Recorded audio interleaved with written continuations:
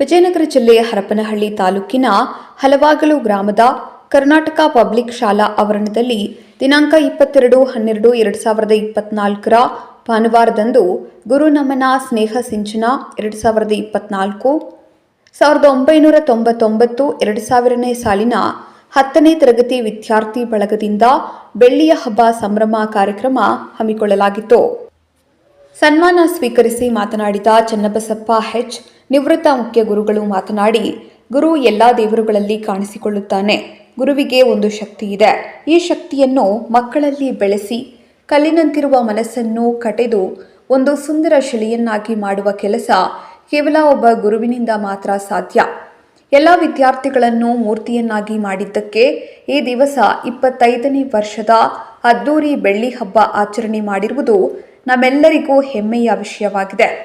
ತಂದೆ ತಾಯಿಯರು ಮಕ್ಕಳಿಗೆ ಜನ್ಮ ಮಾತ್ರ ನೀಡುತ್ತಾರೆ, ಆದರೆ ಗುರುಗಳು ಜ್ಞಾನವನ್ನು ನೀಡುತ್ತಾರೆ.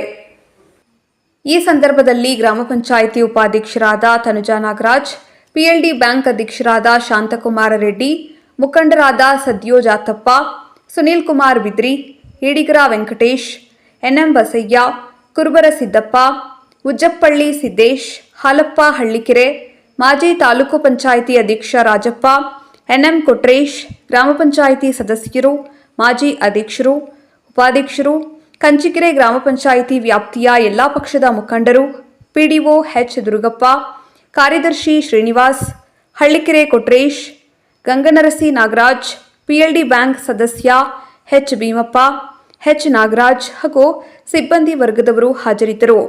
ವರದಿ Mahesh Arsikere, KS news 24x7.